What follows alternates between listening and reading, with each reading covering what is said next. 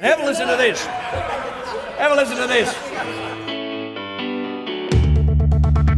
Interest rates are higher. I know people don't like that, but you should be welcoming a stronger economy. And maybe a deal has a point about the machinery of capitalism being oiled with the blood of the The worker. United States is a country that has always paid all of its bills.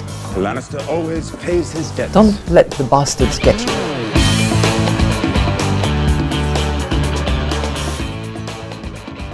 Hello and welcome to Comedian versus Economist. We demystify the world of money and help you get a handle on the bigger picture. My name's Adam and we're joined, as always, by my little older brother and real-life economist, Thomas. Hi, Thomas. Yeah, g'day, Adam. How you going? Doing very well, thank you.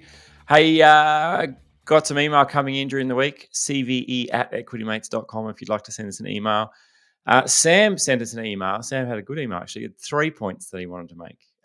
Number one, we were talking about English pubs last week on the show. He said the slug and lettuce, fox and hound type names apparently originated from a time when most of the population was illiterate and it was therefore easy to identify the name of the pub by pictures alone. I think I'd said that it was maybe their coat of arms, but I was thinking about that later on and I'm like, I don't think there would have been like house lettuce as a... My name is Richard of Family Slug. Because if you think about a lot of the pub names, they're not very flattering things that you would want to put on a coat of arms.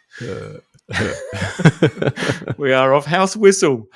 Anyway, so yeah, but he also wrote in about, we were talking about bankruptcies last week as well. And he's an insolvency practitioner. Yeah, he is with Sheehan Lock Partners, he reckons. And yeah, he's saying that they've seen a big uptick in insolvencies this year so far, saying that, yeah, principal drivers are increases in rents and interest rates going up, which is adding to their debt burdens, which is interesting. I thought the other point I thought was really interesting is he's saying that creditors seem a lot more interested in tidying up the debts and chasing them down than they have in the past, which suggests that they might be a little more worried about their loan books than they have been in the past. So I thought that was an interesting insight. Yeah. And I did mention he had 3 points. The third point was, we don't normally like to use people's last names on the show, but he did say that people could reach out to him on LinkedIn, so I'm thinking he's okay with it. But Sam Gurner was his name, and he did mention that Tim Gurner, the property developer, doesn't speak for the greater Gurner family. I'm not sure if it's any relation or not, but there you go. So thank you, Sam. When I saw the email come in, I thought, oh no, Tim's dad's onto us. His mum. Here is the link to your lawsuit. So yeah, good news and good email. Thank you, Sam, for sending that in. But massive show, Thomas, coming up as always. Organised crime are turning their attention to supermarkets. No surprise, really. You don't get a name like Fat Tony without eating. First, it was work from home. Now it's work from your mum and dad's home as more people are staying home longer. And is your car leaking data now? Just what is your ride sharing? Hey, you see what I did there? Oh, yeah, I see that. That won't make any sense till later in the show, so stick around. But first, Thomas, it's time to get the good oil on oil. What's up with oil? Yeah. No, oil's creating some concerns in the financial community at the moment. Just because it's up now almost 30% since June. So 10-month high, $95 a barrel, US dollars a barrel. So that's quite high. We can sort of think of like $100 per barrel as being like a bit of a panic level. Okay. So we're, on the way there. But yeah, definitely like that quick rise is certainly concerning. I have been, as they say, feeling the pain at the Bowser. I've noticed that Yes. Fuel prices have been going up. So not lost on me, that's for sure. Yeah. It's got me thinking about buying an electric car. Yeah. Because my wife Anna, she works in her role.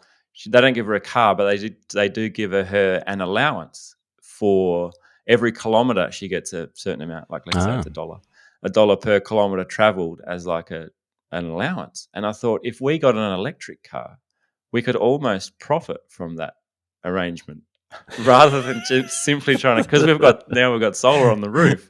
If we could charge the car, then yes. the more she works and drives around, we could actually be yeah. turning a profit just from her driving. I thought that's an interesting model that I'm going to explore. Yeah, follow us for more financial tips. And how you can exploit your employer. Yeah, well, she should charge her car at work. It's like There we go. See? fully go for it. Yeah. Anyway, oil. Yeah, but no, yeah, that's exactly what the financial papers are fretting about.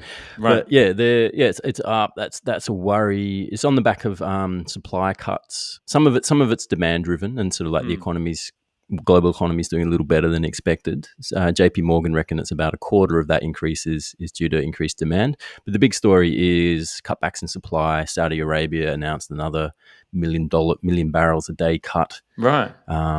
A couple of weeks ago. So they're cutting back. Russia's cutting back. Why are they cutting it? Just to make a point? To make a dollar. Oh. So OPEC is sort of what they call the cartel. It's now OPEC plus because a few other countries. But basically, they try to get to And they've launched a streaming service.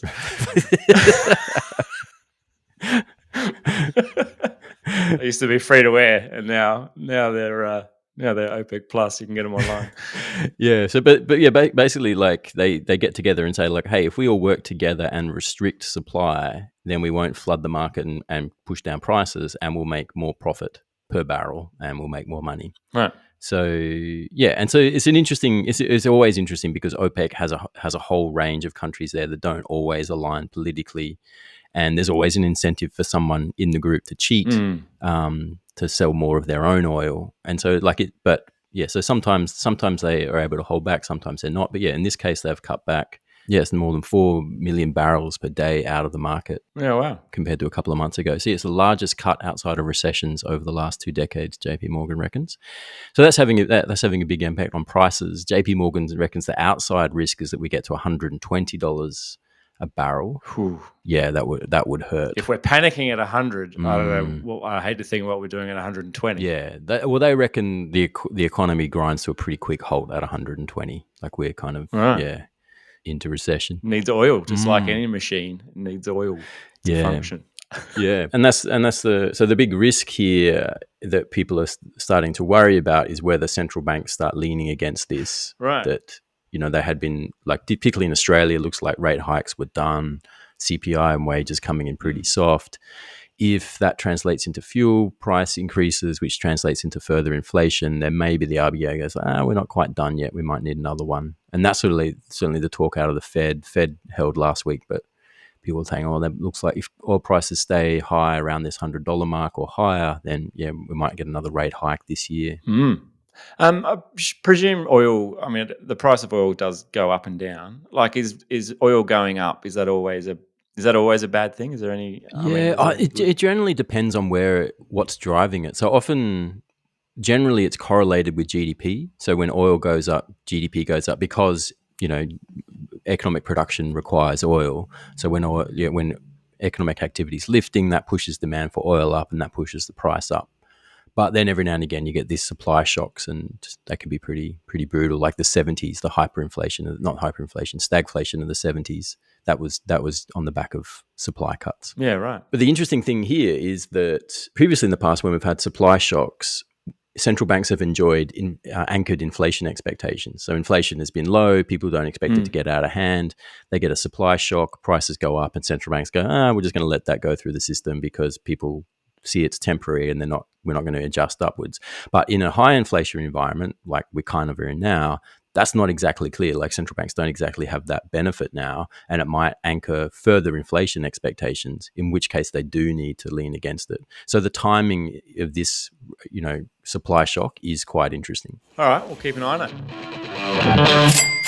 So, Thomas, UK retailers, shops, struggling with organised crime. What's going on there? Yeah, no, they reckon shoplifting is exploding, causing all sorts of havoc, saying that, shop thefts have more than doubled in the past 3 years. really huge. It's 8 million incidents over the past year, costs retailers just short of $1 billion. Wow. According to the British Retail Consortium. Yeah, pretty massive. 8 million incidents. Yeah. It's huge. It's huge, yeah. It sounds like it's getting pretty out of control. So I had, quote, Paul Gerard, who's from Co-op, which has like a couple of thousand chains, supermarkets, describes the shoplifting as organised looting, saying gangs would climb over kiosks and brazenly empty shelves into rucksacks, construction bags, and even wheelie bins. That's just looting. I mean, that's yeah. That's what he's saying. Yeah. why. Like, well, this has obviously gotten a lot worse. It hasn't been. We haven't just been turning a blind eye to it for the last 5 years. Someone's finally going, look, I think it's time we talk about the looting that's going on supermarkets and shops. Yeah, it's interesting. I mean, it's interesting it's picking up. It seems to me there's a couple of things happening in the UK. So they're saying like 80,000 people were charged for shoplifting a decade ago, but then in the year to March, that was down to 48,000, so almost half. Right. And so like there's a big drop in the number of charges for shoplifting, saying that just 14% of the total number of shoplifting reports resulted in charges being laid. Yeah, well, that's because they're probably like 12 years old. I remember getting busted shoplifting pens when I was a kid. And yeah, apart from being more mortally embarrassed when I had to tell mum, there was no charges. Escaped a record. Well, I mean, that's the other thing that they're saying, that in Britain, what they did in 2014 is they downgraded shoplifting for goods worth less than £200 to a summary offence, and you got a £70 fine. Right. Yeah. And they did this to relieve pressure on the police that they're chasing too many sort of petty criminals.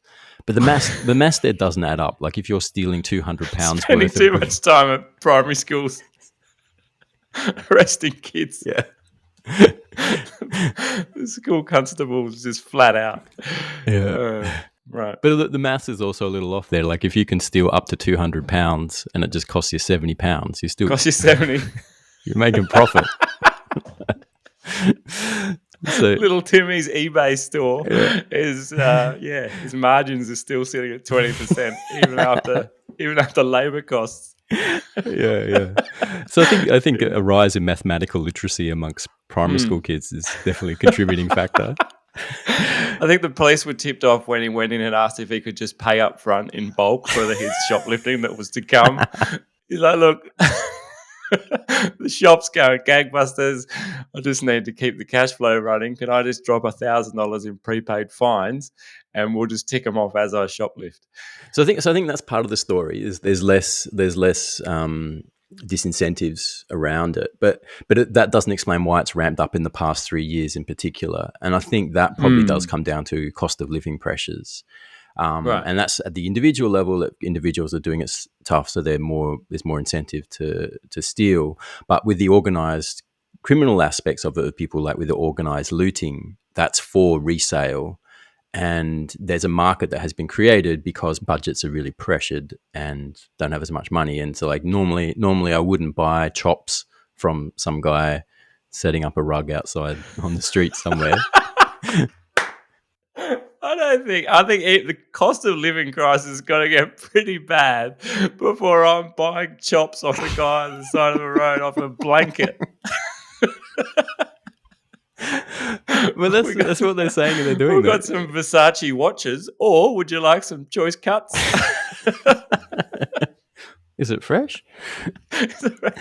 Yeah, but that's what they're saying. Like you're going in and looting meat and cheese for resale. So so there is a market that has been created for these black market items, and that probably does come down to cost of living pressures. The other thing that it could be too, though, is it used to be back in the day that you could rob a bank if things got bad. You could go in, but that's all digital money now. And with artwork shifting towards NFTs, you can't even go and rob like an art gallery anymore. So I guess people are just like, well, I'll just have to go and like rob some roast beef and salad ingredients.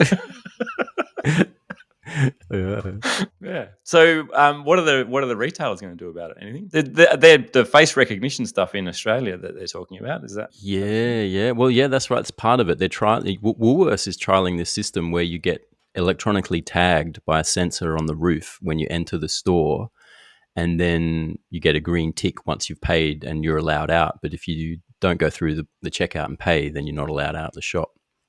The doors don't open for you. Ever. Ever. Yeah. Right. So they're doing that. Yeah.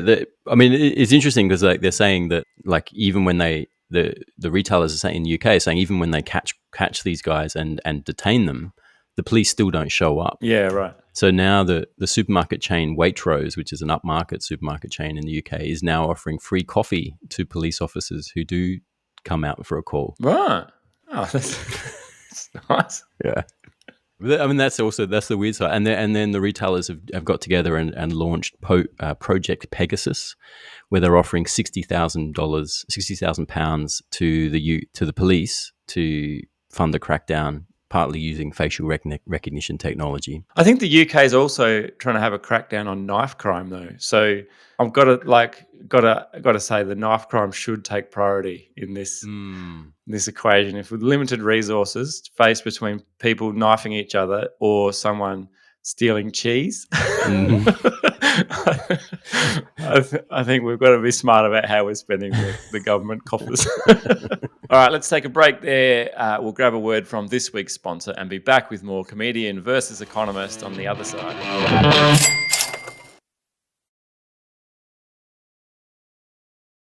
Welcome back. You're on Comedian versus Economist. Thomas, we've got some fresh data on millennials living at home longer. What's going on there? Yeah, so out of the US, we saw some data that the number of 18 to 29-year-olds who are at home is almost 50%, 48%. Wow. Yeah, stuck at home. 50%? Is that more than what it was? Yeah, it jumped up in COVID when everyone was stuck at home to 49.5%. Not news. This just in. Yeah. During COVID, when everyone was in lockdown, people were at home longer. Right. Yeah, but there was a temporary spike there, but it's up on where it was pre-COVID. Right. So and it's trending upwards. So back in 1960, it was about 25%. Yeah.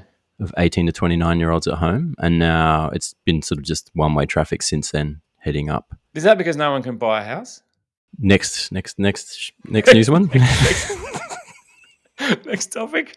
Yeah, no, that's it. It's cost of living. People stuck at home, can't afford to. Because I think most people would be like, "Well, I'm not moving out until I can buy something because rent money's dead money, all that sort of stuff." So people are just like staying at home longer. Yeah, I mean, even rental, like you just can't even afford a rental. Like rentals are expensive the world over.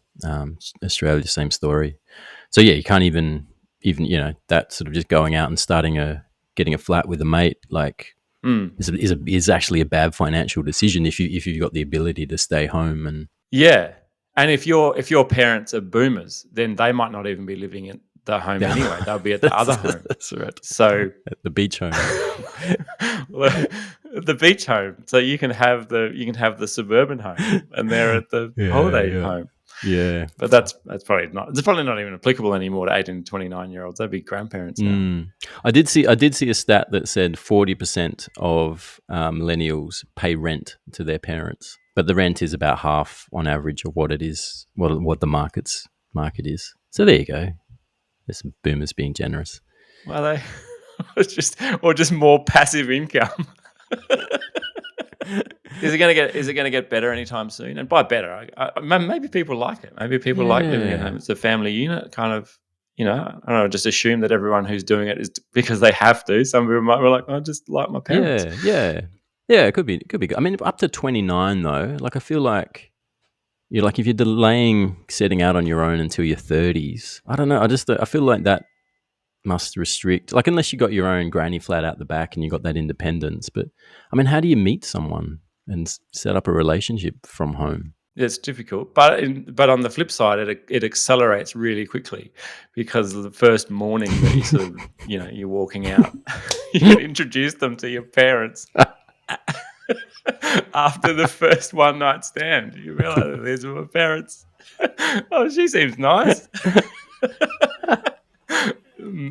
Do I hear wedding bells? Before you know it, you got a family of your own. All right, Thomas, finally on the show today. Cars, modern cars, Teslas and the like, apparently they're sharing a lot of your data. Yes. Like this blew my mind. I had no idea this was going on. But Mozilla, Really? yeah. How naive are you? Well, yeah. I mean, I drive a very old car, so. I know, but still. But yeah, so Mozilla, who's the company behind the open source Firefox browser, they now do surveys of privacy for different products. They're like the Choice magazine of privacy. Okay. And so they looked into the privacy policies of cars. It seems like a I don't know, an oxymoron or something, doing a survey about privacy. Like, we'd like to ask some questions about your behaviors. Sure. Okay, how important is privacy to you? Whoa. No. They looked at the privacy policies for different car manufacturers. Oh, okay. So it's publicly available. They just did the actual work of looking into it and understanding what it means. Ah, right. And so, yeah, so they're saying every car brand we looked at collects more personal data than necessary and uses that information for a reason other than to operate your vehicle and manage their relationship with you. It is the official worst category of products for privacy that we have ever reviewed. Really? Yeah. Just out of curiosity, have they ever reviewed the Google Home Mini? Yeah, I think they have. Yeah. Really? It's worse than that. The device that's constantly listening to your voice in your house. They've gone, that's not the worst of it. Yeah. You've seen what your car's doing. Right. Yeah, so cars. Yeah, so they're collecting because not only are they collecting like your usage data, and like they're collecting your mileage. They're also collecting your geolocation, so where you're going. They're also collecting information about passengers in your car and then pedestrians in the vicinity of your car. What? Yeah. Oh, I guess if you're some of the autonomous driving stuff. And I think this is a real thing, right? Like I feel like this, we're talking about supermarkets earlier and how they're bringing in mechanisms to crack down on crime, which is a justification to track people. It's also kind of but the other thing they do is they bring in new functionality, like even rewards points, like it's like people think they're getting rewards points, but all it's doing is linking all of your shopping to an account that they can then analyze and get data from. Like everything that kind of starts out seemingly as like a, hey, this will be heaps better for you.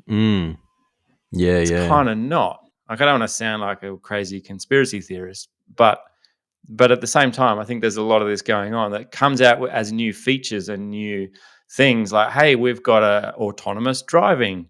And it's like, oh, that sounds good for me. It's like, well, yeah, it is. But it also just means we can scan everything inside and outside the vehicle because we need the sensors to work. But also, now that we're collecting it, why don't we share it? Yeah. Yeah, so 84% of car brands are now selling or sharing that data with other services and data brokers. Yeah, right. So yeah, it's pretty massive. So you're gonna need like private driving mode in your car. Like when you go visit inappropriate shops. Yeah. Turn on private mode. that was drive around in incognito in Tesla.